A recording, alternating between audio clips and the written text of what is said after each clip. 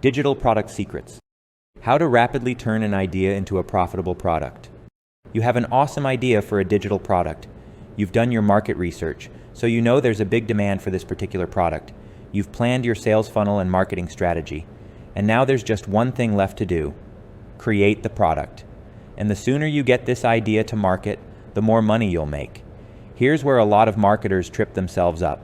They get really good product ideas, but then their implementation is horrible. Good ideas languish on the back burner.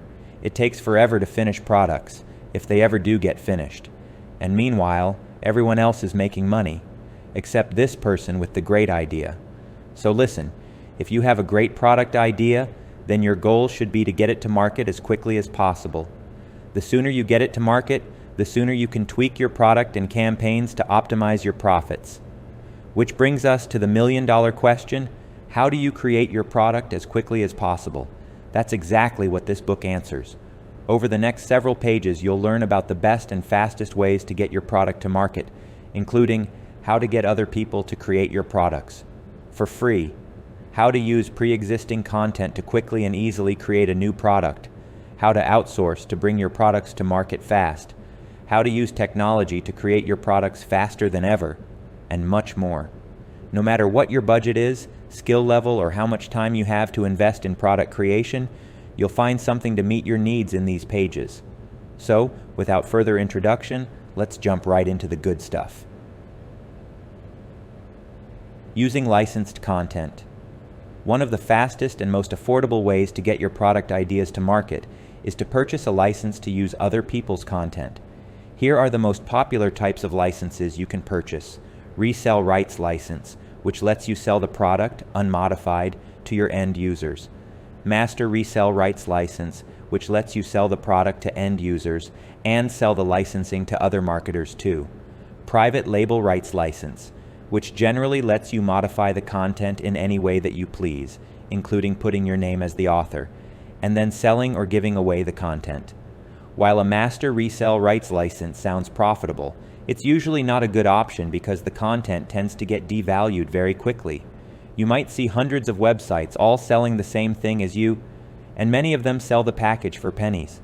There is no cap on the number of people who own licenses to the content, so very often the market gets saturated with the offer quickly. Resell rights licensing is a bit better, since the sellers usually cap the number of licenses they sell. The lower the number of licenses available, the greater the value of the content, because you have less competition. For example, it's better to pay a premium price for a product where the seller is only making available 100 licenses versus purchasing one of 1,000 or 5,000 licenses. The biggest downside to purchasing resell rights licenses is that the product belongs to someone else. Their name is on the product, their branding. And because of all this, the product author is considered the expert, not you. That's no good. If you want to sell a lot of products in your niche, not only today but in the future, then you need to position yourself as the expert. You need to be selling products with your branding and your name as the author-creator. And that's why you should avoid resell rights content, unless you can't find anything comparable with PLR licensing. As such, that leaves the last and the best option for licensing content. Purchase the private label rights to high-quality content. Here are the advantages of this type of license. You can put your name as the author, so that you're the expert. You have very little to even no competition. That's because you can tweak the content to make it truly unique. You can embed your own back-end offers into the content, which makes it more profitable for you. This type of license is often very affordable, which means you can recoup your license costs very quickly, perhaps with less than half a dozen sales. Sounds good, right? So, let's talk about how to find good content and then turn it into an amazing product. Read on. Part 1. Find high-quality PLR content. Here's another place where a lot of marketers make a big mistake. They get all fired up about the benefits of purchasing PLR content, so they drop everything and buy the first PLR package they encounter. And then they're utterly dumbfounded when they unpack the package only to find out it was poorly written by someone who doesn't know English very well. Or it was stuck into a content spinner to produce the content. You know what I'm talking about when see sentences like this. Training canine is most gloriously magnificent when rope strolling plans abound. It's like, are you kidding me? This isn't content you can tweak to make good. You can't spin gold out of gibberish. It will take less time to write it from scratch than to try to make that sort of content comprehensible, useful, and engaging. And that's why you need to start with high-quality private label rights, PLR content.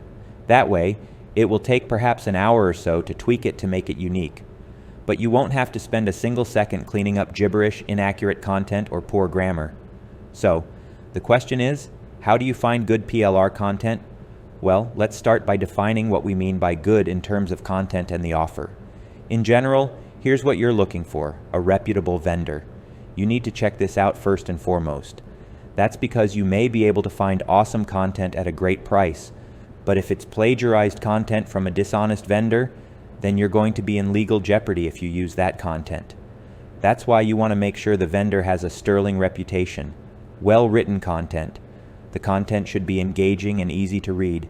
It should also lay out step-by-step instructions clearly yet succinctly, so that you're not paying for fluff. Look for content that's so high quality that you could use it straight out of the box if you wanted to. Well-researched, accurate content. If the content refers to any data, historical events, or other facts, be sure to double-check this information. You're looking for accurate content that won't take forever to fact-check. Something that meets your needs.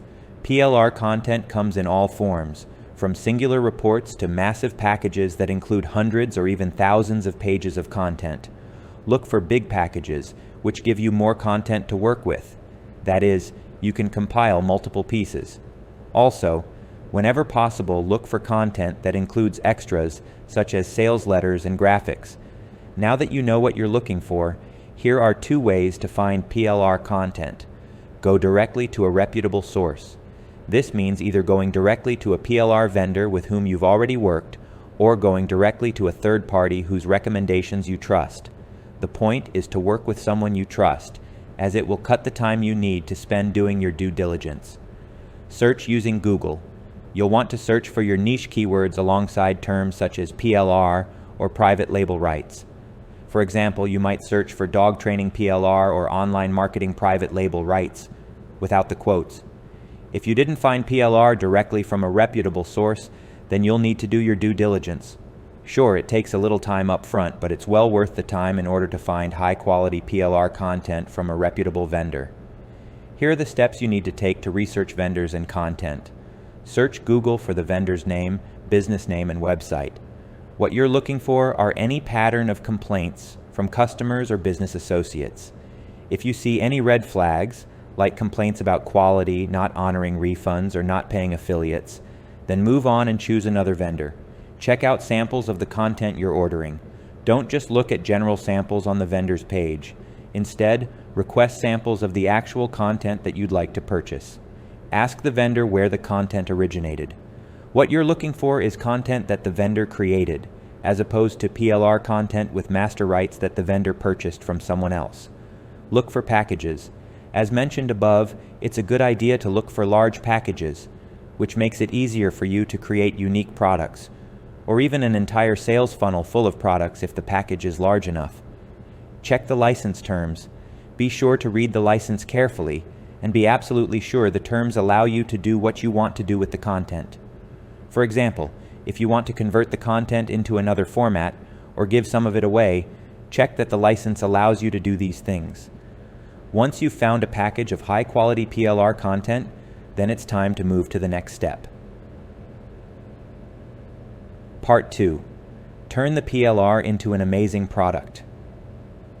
At this point, you should have a package of PLR content that's so good you're tempted to use it right out of the box, but don't do it. That's because you want to create something unique. How do you do that? Check out these tips. Take excerpts out. One way to create a product fast is to take excerpts out of a larger product. For example, if you have a PLR ebook that's 200 pages long, then you can pull out a 25-page excerpt to create a short report for a lead magnet or even a tripwire offer. Here's something along the same lines. Compile multiple pieces.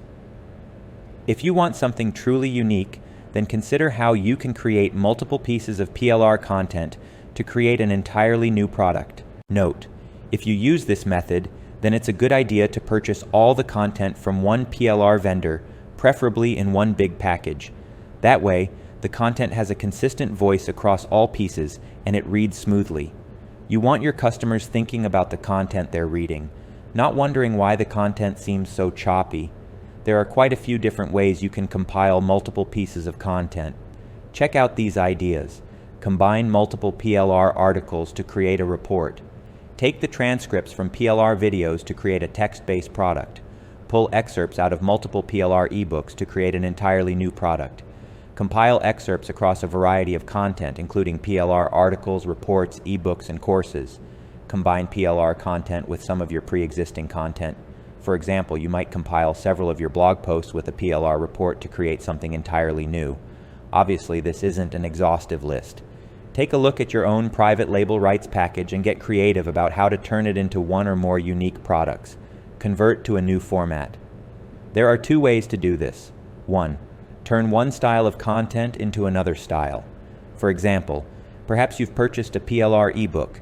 You can break the ebook into multiple lessons to create an e-course out of it. 2. Convert to another format. For example, if the content is currently in text form, then you can turn it into a video. Or if it's a video, then you can use the transcripts to create a text product. You can also turn digital products into physical products. You might even create a hybrid product, which is where you sell a product that's part digital, downloadable, and part physical, shippable. The instant download portion of the product provides instant gratification to customers, while the physical portion of the package boosts the perceived value of the offer and reduces refunds. Next, create new intros and conclusions. Whether you're using content almost the way it came out of the box or you've created something entirely new, you'll want to create new introductions and conclusions for your products. Here's why. First, due to the primacy and recency effect, people tend to most easily remember the first thing they read and the last thing they read. So if someone is reading a report, they're going to remember the introduction and conclusion.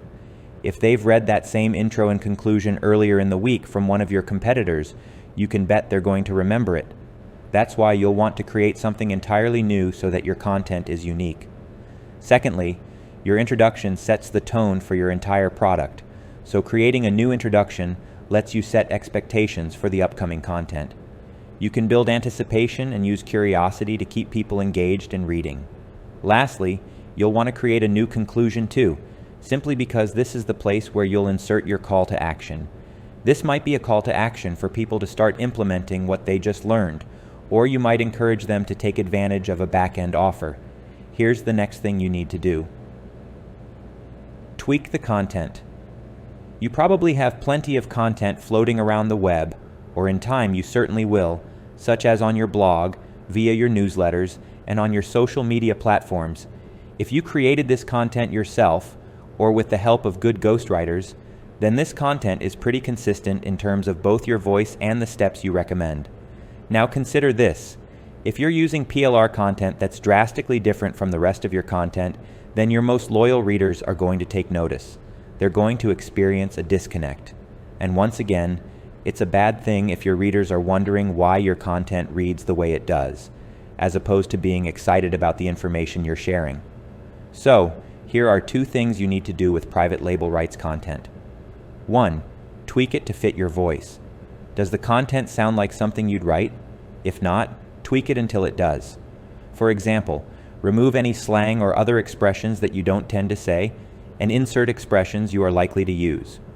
For example, maybe the PLR contains light profanity once or twice within the content. If you never swear when communicating with prospects, then you'll want to remove that profanity. If, however, you do swear and you swear with harsher words, for example using hell instead of heck, then you'd tweak the content accordingly. In other words, just go over the content and rewrite anything that doesn't sound like something you'd say or write. Be sure it's consistent with the rest of the content you'd put out on the web, including both free and paid content. 2. Tweak it to fit your recommendations. Let's suppose you work in a weight loss niche. And let's suppose you've always recommended doing morning cardio with only a light meal beforehand, such as a protein shake. Now, if you look at PLR content, You might see the original author recommending empty stomach cardio. You'll need to tweak these recommendations to be consistent with what you've been advocating all along. Here's the next tip you'll want to follow. Make it unique. At this point, you've done quite a bit to make your content unique. Now let's take it one step further to make it both more unique and more useful. Here's how. Share stories. There's one thing that no other competitor has, and that is access to your own personal stories. For example, let's suppose you have a product that teaches people how to train for a bodybuilding competition. You might share your own stories, such as embarrassing moments in the gym, to get readers relating to you, as well as behind-the-scenes stories from your own bodybuilding competitions. These stories make your content more relatable, memorable, and useful. Insert tips and examples. In other words, you can help clarify a step-by-step process by insert plenty of tips and examples. For example, if you're tweaking a copywriting report that tells people to create benefit-driven headlines, then you need to offer tips and examples of exactly what a benefit-driven headline looks like. Produce case studies. Another thing you can produce are case studies to make your content more unique and useful. For example, if you're tweaking private label rights content that talks about Facebook marketing, then you might share a detailed case study about your own Facebook marketing campaigns. Be sure to offer plenty of data and proof, such as photos, inside the case study. Offer tools. Finally, a really good way to make your content both more unique and more useful is to offer tools that help your customers implement the information they're learning. These tools might come in the form of templates, swipes, checklists, worksheets, planners, mind maps, and similar items. For example, if your product is all about helping customers write better sales letters, then you might create and include tools such as headline templates or sales letter swipes. Here's something else you can do to create something more unique. Insert graphics. A lot of PLR text products tend to be text only, with very little in the way of graphics. That's okay, because if everyone who had a license to the content was using the same graphics, then customers in the niche would probably notice. However, it is a good idea to create and insert graphics into your product. Not only does this create extra white space, which makes your content easier to read, but it boosts the value of the product. What sort of graphics should you insert? Here are a few ideas. Illustrations. These work well to help explain a concept. For example, if your product talks about the proper way to do bodybuilding lifts, then you might insert drawings that illustrate these lifts. Infographics, charts, tables, etc. These are good pieces to include inside of data-heavy content. For example, if your content talks about how to create a household budget, you might show a P-chart that gives readers an idea of how much of their paycheck should be allocated to expenses, savings, and investments. Mind maps. A lot of people get value from information that's not presented in a linear way, so you may insert a mind map, especially for complex processes. For example, if your product shows entrepreneurs how to start a business, you might offer a comprehensive mind map that gives readers an overview of the process. Photos. A photo may be for illustrative purposes. For example, if your content talks about how to stage a house when putting it up for sale, you might include photos that show different staging ideas. You can also use photos to break up the content a bit and provide more white space in a text product. For example, if you have a dog training product, then you might simply sprinkle photos of cute dogs into your content. As you can see, there are plenty of great ways to use photos, illustrations, and other graphics to add value to your content and make it more unique. The next question is, how do you create or acquire these photos? Obviously, it's going to depend in part on what you need. Here's where you can secure your graphics. Buy them via stock photo sites. You can obtain simple photos, illustrations, and graphics on stock photo sites, and in many cases you won't even need to alter the photo. For example, if you simply want a photo of a dog, as in the example above with the dog training book, then heading to a stock photo is a good option. Popular sites include depositphoto.com, bigstockphoto.com, and istockphoto.com. Make them yourself. Here we're talking about two different methods. Method 1 is to create a graphic yourself, such as a mind map. You can create professional graphics using a platform such as canva.com. The second method is to physically take a photo for your needs. For example, if you wanted to show readers how to do bodybuilding lifts, then you'd take and insert photos of someone performing these lifts. Heads up, if you don't have the skills or equipment necessary to create high-quality, professional-looking photos, then you're better off purchasing them from a stock photo site. Hire someone to create them. For example, if you need a special kind of graphic, or even if you just want to tweak a stock photo site, then you can hire a skilled pro to do it for you. For simple jobs, such as tweaking an existing photo or graphic, check out Fiverr.com. For jobs that require more skill, search Google for graphic designers, or go to a freelancing site such as Upwork.com or Guru.com. Here's one more tip. Reflect your branding. You'll want to be sure to insert your branding into your final product. Here are 2 tips to follow. Use a branded text, word processing template. If you don't already have one or know how to create one, then you might outsource this task. But the point is to not only make sure your end product looks great, but it also includes your branding in the header and/or footer of each page. Be sure the content reflects your brand. For example, if your branding is focused on breaking complex tasks into simple, bite-sized chunks, then be sure your product is easy to use, understand, and consume. Now, before we leave this topic, here's an important note. Everything we've talked about so far in relation to private label rights content can also be directly applied to your own content. In other words, you can repurpose your existing content to quickly and easily create new products. For example, if you have a popular blog post that outlines a process, you can expand on that blog post and turn it into a report or video. Or perhaps you have 15 blog posts that you can compile to create a report, course, or ebooks. Still, another idea is if you compile excerpts from multiple reports, ebooks, courses, and articles to create a new product. Another great idea is to take your existing larger products and splinter them to create other products. For example, if you have a multi-module video training course, you can splinter off one module to use as a lead magnet to build your list and use another module as a tripwire product. Anyone who likes the lead magnet and/or tripwire is going to naturally want to purchase the entire course. Here are other ways to splinter a product. Pull a chapter out of an ebook to use as a lead magnet. Sell one or more bonus products separately as tripwire products. Excerpt a lesson out of an eco-course to use a standalone offer. Point is, you don't need to create a product entirely from scratch. You can use PLR content. You can start by repurposing your existing content, or you can use a combination of your existing content and PLR content. Either way, it's a fast and affordable way to bring new products to market very quickly. Now let's take a look at another way to create products fast. Crowdsourcing products for free. Here's a fast and free way to create a product. Get one or more partners and then create the product together. For example, you and one other expert in your field can create a webinar together. Both of you can promote both the live webinar as well as the recordings. And naturally, you'd each get a chance to promote one offer at the end of the webinar. Tip: to make this an even more profitable venture for you and your partner, you may wish to use each other's affiliate links to promote your offers.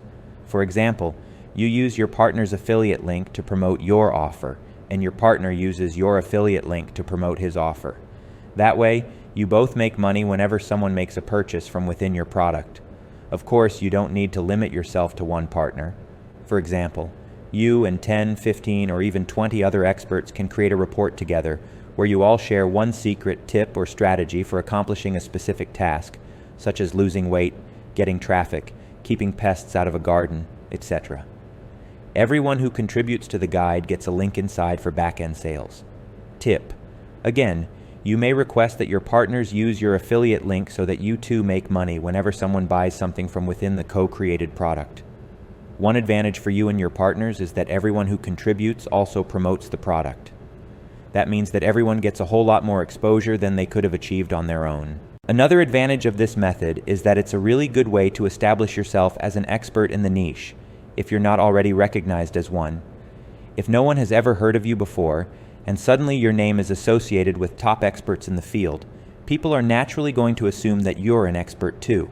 Of course, if your main goal is to establish yourself as an expert, then you need to be sure your name doesn't get lost among a sea of dozens of other names. For example, if your name is listed among 24 others, then you certainly aren't going to stand out. On the other hand, If you do a project with 2 or 3 big names in your niche, then people will definitely associate you with these experts. Decision time. Should you use this method? Here are factors to consider to help you make this decision.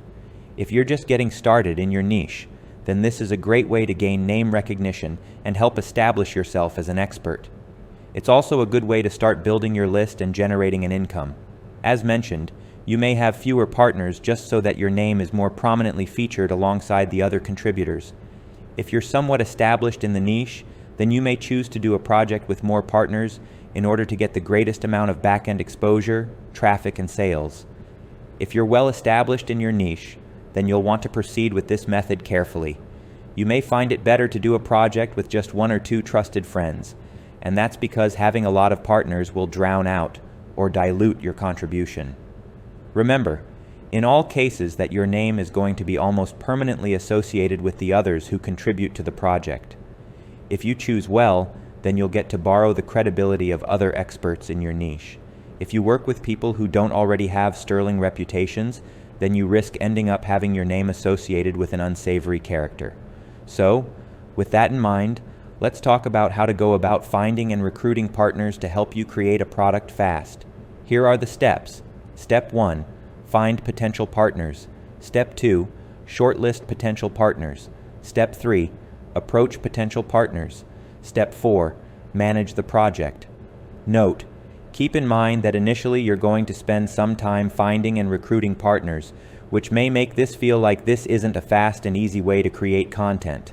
But here's the thing, once you recruit a partner, and assuming your first project together goes well, then you'll be able to work with that partner in the future for all sorts of ventures. You can create additional products together, you can co-promote one another, etc. Point is, the time you put in up front is an investment, one in which you'll reap the rewards for years to come. So, let's take a closer look at these steps. Step 1, find potential partners. At this point, you're not going to worry about whether a partner has a sterling reputation, as that's what we'll cover in the next step. For now, you're just looking to create a list of potential partners. Here's how to find them. Brainstorm. You know your niche, right? Then you know all about the big names in your niche. As such, start this step by brainstorming a list of potential partners whom you already know about. Browse bestsellers. Your next step is to look at who's selling the most popular products in your niche. For example, you might go to platforms like clickbank.com and jvzoo.com to uncover bestsellers. All of these product creators with popular products are potential partners for you. Research event speakers. The idea here is to look at the big events in your niche, such as workshops, conferences, expos, and similar, and take note of who is speaking at these events. All of these speakers are potential partners. Check who has big platforms. The idea here is to find out who has popular newsletters, blogs, groups or forums, and social media platforms. Take note, in most cases, it's difficult to find out how big a marketer's newsletter list is, and certainly it's hard to verify the number if you do find it. That's why you'll want to primarily focus on blogs and social media platforms, where you can actually see evidence that the platform is popular in the form of comments, likes, and shares. You can start by running a Google search of your niche keywords alongside words such as blog, newsletter, forum, and group. Secondly, you can go directly to social media platforms such as Facebook and search for your niche keywords. Then you can filter your results to include business pages and groups. Ask your audience. Still another way to find potential partners is to ask your audience what sort of blogs they follow, who they follow on social media, whose newsletters they read, and whose products they're buying. Note, people tend to give answers that they think will please the person who's asking the questions. In this case, you may want to distribute a short survey anonymously among your audience. Otherwise, if you distribute it openly, under your name, to your newsletter subscribers and social media followers, you're going to get a lot of people saying they follow you and read your content. That may be true, but you won't find out who else your audience follows if they refuse to answer the question truthfully for fear of offending you. See who's working with whom. Finally, check out your current partners to see who their partners are. For example, is one of your partners co-creating content with someone else? Or does one of your current partners display a public leaderboard of people who have won their affiliate contests? If so, Take note of these names because they may be potential partners. While the above steps will help you create a large list of potential partners, you won't necessarily want to work with everyone on this list. That's why your next step is to create a short list of the best partners. Check it out. Step 2. Shortlist your potential partners. Don't even think about doing any sort of product creation venture with a potential partner until you've evaluated each person individually to be sure they're professional, put out high-quality products, and have a good and honest reputation in the niche. To that end, walk through these steps to evaluate each potential partner. Search for the person's name, business name, and website in Google. Look for red flags such as multiple complaints from prospects, customers, and/or business associates, such as affiliates. Take note that you're not looking for a 100% clean record. That's because anyone who does any volume of business is going to have complaints. If you doubt this, just do a search for the name of your favorite big business alongside the word complaints, and you'll probably find a surprising number of complaints. That's why you need to use your best judgment when it comes to evaluating the complaints. For example, if several affiliates complain of not being paid, that's a big problem. On the other hand, if you see issues where the vendor bent over backwards to make it right with the customers, that's a good sign of the vendor's integrity. Check their blog. The next thing you want to do is spend some time perusing the potential partner's blog. Here you'll be evaluating whether the marketer consistently puts out high-quality content. This is important, especially if you're going to ask this person to contribute to an information product. Secondly, you'll also want to get a feel as to what sort of traffic this person gets. Specifically, is there an engaged audience who regularly comments on content whenever the marketer posts to the blog? If so, that's a good thing. Browse their social media profiles. Here you're making the same evaluations about content and traffic as you did when you checked out the marketer's blog. Note: don't judge the marketer's platform based solely on the number of people who follow him or her. That's because some marketers purchase followers for social proof purposes, but these followers don't interact. For example, they don't like, comment, or share. That's why you'll want to pay close attention to posts to see if there are plenty of people liking, commenting, and/or sharing content. Review their products. Finally, you'll want to take a look at least one or two of the potential partner's products.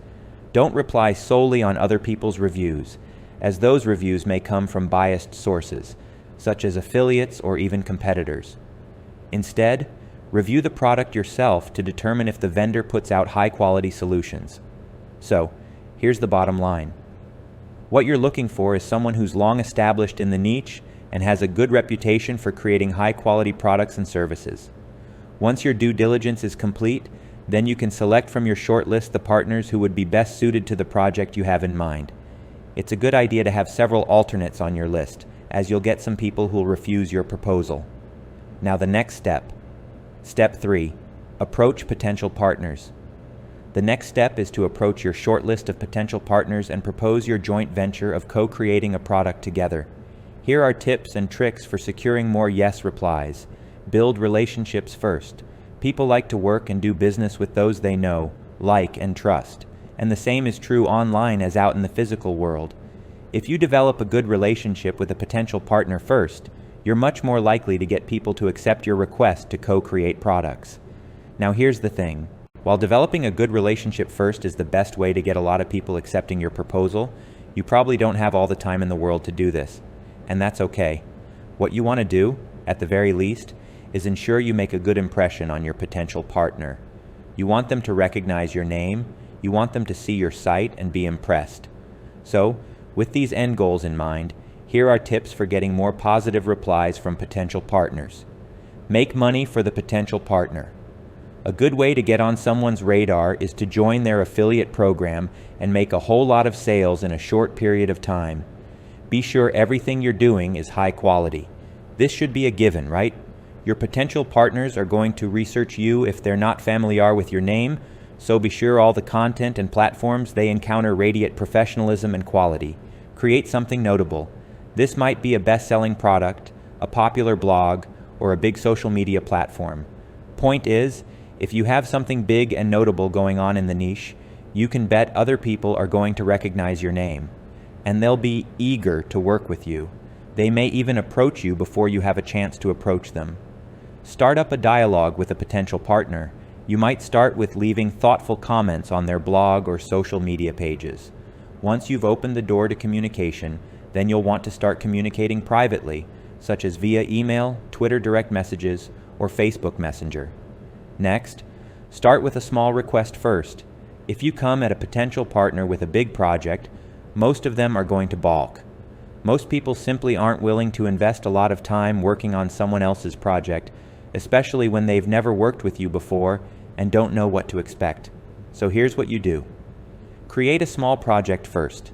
For example, ask a potential partner to simply submit a tip to you along with their preferred link. In exchange for 2 minutes of time, they get an opportunity for exposure and back-end sales. If this first project goes well, then you'll have a bunch of satisfied partners who'll be eager to work with you again. What's more, the psychological triggers of commitment and consistency will have anyone who agreed to your small project also agreeing to your larger project. Sure, it's a little sneaky to use this psychological trick, but it works really well, and it's a win-win end result for everyone. Next, make it easy to say yes. Finally, you want to be sure you create projects that really benefit your partners and make them eager to say yes. You do this by offering a low-risk, low-investment, and high-reward project. In other words, you want to make sure your partner gets a lot of reward in exchange for very little work. And when you send an email or call your potential partner with a proposal, be sure to focus on the benefits he or she gets with a very small investment of time. Once you have your partners lined up, then there's the final step. Step 4. Manage the project. A lot of marketers drop the ball here, and the whole project ends up crashing and burning. You don't want this to happen, otherwise you'll never be able to persuade your partners to help you create a product or any other sort of joint venture again. That's why you need to manage your project to be sure it all goes as smoothly as possible. Check out these tips. Remind partners of their contributions. This project is going to seem much more important to you than to any of your partners. What's more, your partners have a lot of other things going on too, so they might forget to get their contributions to you. That's why you'll want to remind partners of upcoming deadlines. And if someone does miss a deadline, you can gently remind them of the missed deadline, remind them of the benefits of participating in the project, and give them one more chance. Stay in communication. You want to stay in touch with your partners to keep them in the loop as to what's going on in the project. For example, when will it be done and ready for partners to review it? When does it launch? Staying in touch also lets you keep partners in the loop if there is some sort of delay or other problems. In summary, you can get high-quality content for free simply by asking other experts in your niche to help you create a product. This might be a report, ebook, course, or even a live event such as a webinar. Whatever you choose, just make sure you're working with reputable partners who'll help you create a great end result. Now let's turn our attention to another way to create great content, fast. Outsourcing for fast, profitable product creation. Outsourcing is probably one of the most common ways to create high-quality products extremely fast. In fact, all the top product creators in your niche and around the web use outsourcing to create and sell their digital products. And if you want to compete on the same playing field, then you too will want to start outsourcing in order to get products to market quickly. Here's the mantra for this strategy. Be the expert, but don't do the work. In theory, this sounds good to a lot of marketers. But then there's that little voice that pops up in the back of your head saying, you can't afford to outsource. Truth is, you can't afford not to. Because while you spend months creating products yourself, your competitors are getting their products to market incredibly fast. And they're making money hand over fist because they're building out and promoting entire sales funnels in the time it takes others to create a lead magnet. How is all of this possible, especially if you're not working with a bottomless outsourcing budget? Check out these tips. Understand the cost of doing tasks yourself. Some people think that creating a product yourself is free simply because you're not investing cash dollars into the project. However, you are investing your most valuable resource, time. And that's why outsourcing makes good financial sense. For starters, You only have 24 hours in a day, and you're certainly not going to work the entire time. You might have a good 8 hours of solid productivity during any day, but even that is pushing it. While you may be sitting at your computer for 8 hours, your productivity wanes after a while, so you may have 4 or 6 good hours within that 8. And if you already have a job, family, or other obligations, then you have even fewer hours in the day to get things done. So that means it may take you months to complete a project that a few outsourcers could complete in a matter of days or weeks. That alone is worth the cost of outsourcing because you can start making money and recoup your investment a few months sooner than if you do all the work yourself. Secondly, you need to consider opportunity cost. If you're doing all your product creation yourself, you're doing it at the expense of not doing high-value tasks, such as finding and recruiting joint venture partners. In other words, choosing to do low-value tasks isn't a good business decision unless you truly do not have the funds. In order to truly understand this concept, you need to do a little number crunching. First, you need to figure out what your time is worth per hour. No, this doesn't mean what someone is willing to pay you per hour, because thinking in those terms is part of the employee mindset. Instead, we're talking about what your time is worth per hour to build and grow your business. Let me give you an example. Let's suppose you're just getting started, and your goal is to make $100,000. That's a reasonable goal. Now figure out how many hours you're going to work in order to achieve that goal. The typical 40 hours per week with 2 weeks of vacation, part of the employee mindset, means you'll be working 2,000 hours in a year. But let's suppose you're wanting a little more free time. Maybe you want to work 20 hours per week. In that case, you're looking to work 1,000 hours in a year in order to make your goal of $100,000. Calculation time. That means your time is worth $100 an hour. Now, this is just an example. Depending on your goals and plans, your time may be worth more or less per hour. But whatever the case, you need to be clear about how much your time is worth. So, now consider this. If you're about to do a project that will take you 40 hours to complete and your time is worth $100 per hour, then that project costs you $4,000 to do yourself. Depending on what the project is, there's a good chance you can find a freelancer who's able to do the project faster, better, and at less cost. For example, if freelancers charge an average of $2,000 to complete that particular project, then it's less expensive to outsource it than to do it yourself. Go ahead and crunch a few numbers to figure out just how much it costs you to complete tasks yourself. You might be surprised. And once you see those numbers, you may be ready to start planning what to outsource. Which brings us to the next point. Plan your outsourcing strategy. Once you realize it's a wise business decision to outsource, then you need to decide what to outsource. You can outsource most every part product creation and promotion, or you can choose to outsource select parts until you build your outsourcing budget. So first, let's look at the types of tasks that you can outsource. Content creation for text products, such as lead magnets, tripwire products, and other paid offers. Scripts for audio and video products and content. Graphics for both text and video products, slideshow videos, video production, voiceover work for videos, copywriting, sales letters, ads, press releases, and similar. General content creation, such as blog articles, autoresponder content, and social media content. Programming or coding for software, plugins, and apps. Website design, development and graphics. Customer service or support. Content proofreaders or editors. Production work for text products, e.g. interior design or layout for ebooks. Conversion and optimization, product research, market research, all forms of marketing and advertising, from planning to implementing campaigns, such as email marketing, social media marketing, search engine optimization, paid advertising, and more. This isn't an exhaustive list by any means. Rather, it gives you an idea of the wide variety of tasks you can outsource in your business to get a product to market more quickly and to make it more profitable. We're going to assume that you don't have an unlimited outsourcing budget, which means you need to decide what you're going to outsource. Here are the steps to help you decide. Step 1. Make a list. First off, you need to make a list of what all tasks you need to complete to bring a particular product to market. Naturally, that's going to depend on what type of product you're creating. For example, Let's suppose you're looking to create an ebook guide in your field.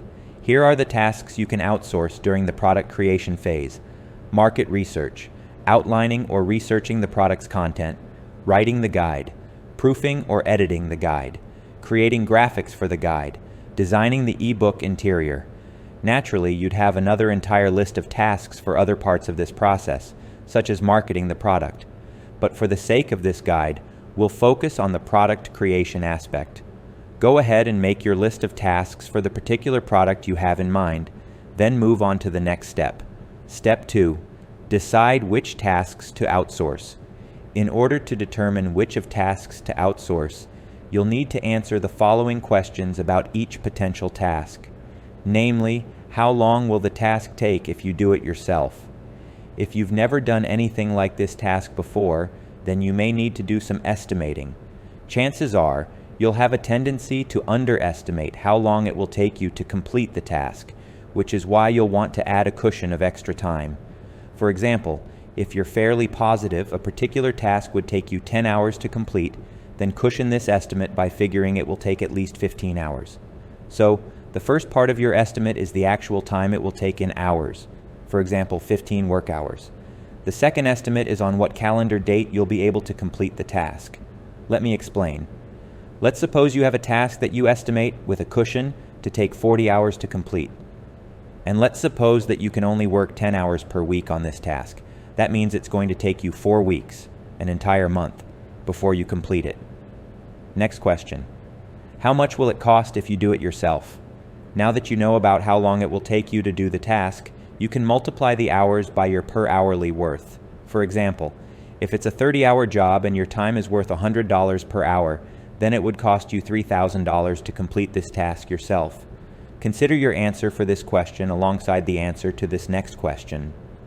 How much will it cost to hire a freelancer to do this task? Here you'll need to do a little research, such as by searching Google for a particular freelancer, for example, ghostwriter, or browsing the listing on freelancing sites such as Upwork.com. Keep in mind that you'll see a wide variety of price points for services. Don't base your answer to this question on the lowest price points. Instead, aim for the median price points and higher. Then move on to the next question. How long will it take a freelancer to do it? Again, you may need to do some research in order to determine turnaround times from freelancers. Take note that some of the top freelancers have longer turnaround times because their project calendars are full. Many of them are worth waiting for, so be sure to plan out your own calendar well ahead of time so you have the flexibility to wait for your preferred freelancer. Next, what other tasks would you instead of this particular task? You already know how many hours it would take you to complete a task, such as 40. Now be specific. Exactly what other tasks could you be doing in this same amount of time? Be sure to focus on high-value tasks, and whenever possible, you can estimate your return on investment for your time. Final question. Do you have the skills to create a great end result? Let's face it, not everyone is a great writer, designer, voiceover artist, copywriter, or video production specialist. So, if you try to do these tasks yourself, it might end up looking like a preschooler completed the project. Point is, if you let a professional do the work, then you'll end up with a high-quality result. This in turn leads to trust and higher satisfaction among customers, which of course results in happy customers who purchase from you repeatedly. What is your total outsourcing budget? That is, how much can you spend this month on outsourcing? Obviously, you'll need to prioritize what tasks you want to outsource, and then make your final decisions based on what your budget allows.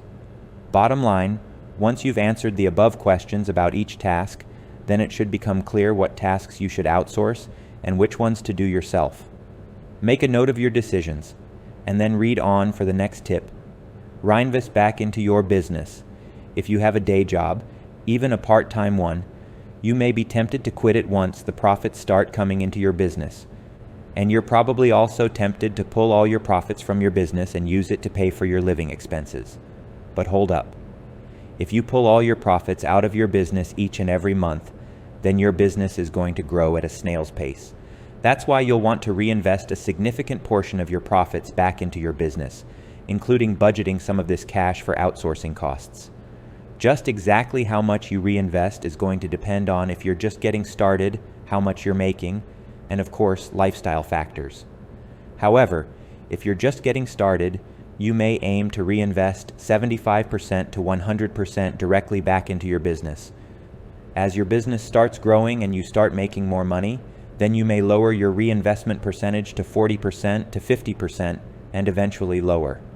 Sure, if you're new to business, that may mean hanging on to your day job a little longer, but your business will grow much faster if you reinvest a good chunk of the profits every month.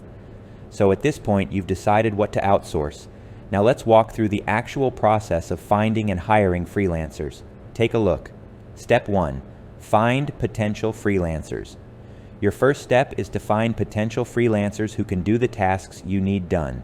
I emphasize potential above because in this step, you're merely creating a list of potential candidates.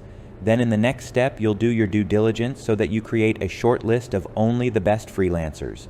Check out these ideas for finding freelancers. Run a Google search. For best results, search for a variety of related terms. For example, ghostwriter, freelance writer, etc. Be sure to also check both the organic search results as well as the sponsored ads appearing next to them. Post a job on a freelancing board. Check out sites such as upwork.com, guru.com, and freelancer.com. Ask your contacts for recommendations. You'll want to ask your business colleagues to see if they have any recommendations.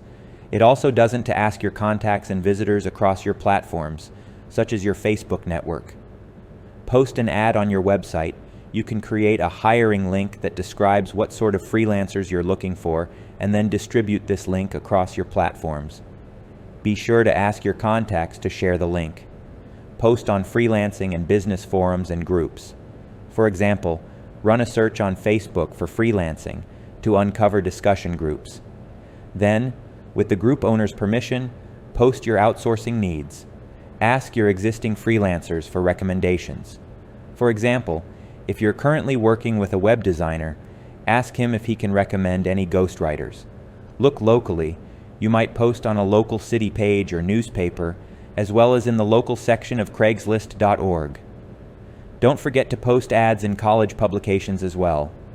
Finding a local freelancer is a good option if you're interested in having any face-to-face meetings with the person. The key here is to not rely on one method for finding freelancers. In order to find as many qualified freelancers as possible, you'll want to employ most, if not all, of the above methods. Once you have a big list of potential freelancers, then move on to the next step. Step 2.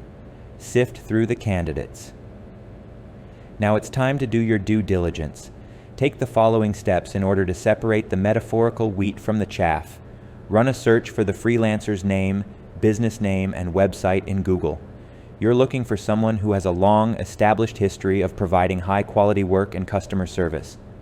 Be wary of anyone who has a short history, as they may not be adept at juggling projects and client needs, or anyone that has unresolved or serious complaints against them. Check the freelancer's feedback ratings where applicable. If you're hiring from a freelancing site like upwork.com, then check the person's ratings and feedback. Check the freelancer's portfolio. Be sure they do high-quality work. Inquire about references. Then be sure to actually follow up with the references to find out what they liked and didn't like about working with the freelancer. Ask for a quote or rates. Be sure this person's rates fit your budget, but don't shop around solely based on price. That is, don't choose the lowest price freelancers. Pay peanuts and you get monkeys. Once you've gone through all the above steps, then rank your freelancers from best to worst. Then move on to the final step. Step 3. Hire the top contenders. The final step of the evaluation process is to hire the top potential candidates to do a small job.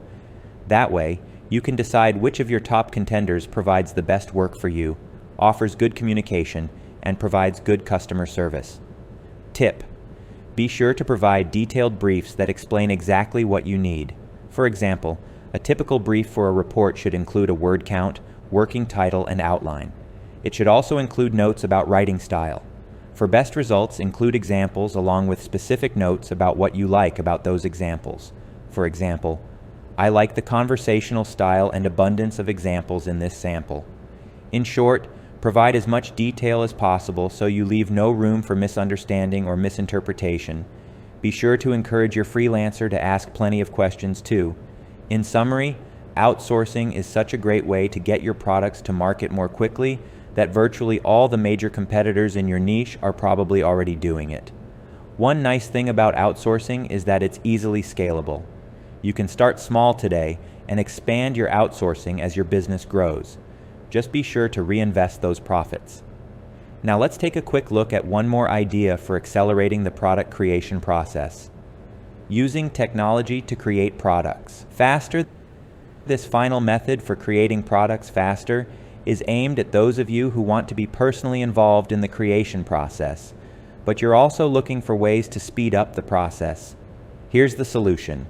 Use technology to make it go faster. Check out these ideas. Use speech-to-text technology. Can you talk faster than you can type? If you're like most people, you can. And that's why speech-to-text apps work so well when it comes to creating content fast. One of the most popular solutions in this category is Dragon Naturally Speaking, which has been around for decades. The software is now easier to use too, since it's more accurate and doesn't require training. Nonetheless, if you have an accent or speech pattern that DNS has troubles recognizing, then you'll want to take the time to train the software to better understand you. You can find DNS at www.nuance.com or search Google for speech-to-text apps and DNS alternatives. Record and transcribe. Another way to create content quickly without typing it out yourself is to record it and then have someone else transcribe it. The advantage of this method over using a speech-to-text app is that if you choose the right transcriber, someone who has editing skills too, they'll polish the content as they transcribe it. You may even find someone who's multi-talented so that they can transcribe it, proof it, polish it, and get it ready for publication. In most cases, however, you'll need to hire separate people to transcribe it, proof it, and get it ready for publication. Now the next idea, cut out distractions. Sometimes digital product creators don't get their products to market quickly because of the "hey squirrels" phenomenon. Maybe you can relate. You're working away on your new product and things are going well. Then, for whatever reason, your mind starts to wander. Suddenly you're checking your email, you're checking Facebook, you're watching YouTube videos. Next thing you know, you look up and 2 hours have flown by, and you really haven't accomplished anything. So, once again, you can see there are some really good ways to use technology to accelerate product creation. Whether you need to refocus your mind or you're looking for a way to create products faster than you can type, there's a solution in this section for you. Now let's wrap things up. Conclusion. Here's what we want you to take away from this guide. Be the expert, but don't do the work. As you just discovered, there are plenty of ways to create your digital products rapidly. This includes options such as licensing content, which is a great and affordable way to acquire content quickly. Outsourcing, crowdsourcing, using technology to speed up the process. You may use any or all of these methods as you create your sales funnels and grow your business. Indeed, using multiple methods is a good way to affordably create a lot of products fast, which is a key to good business growth.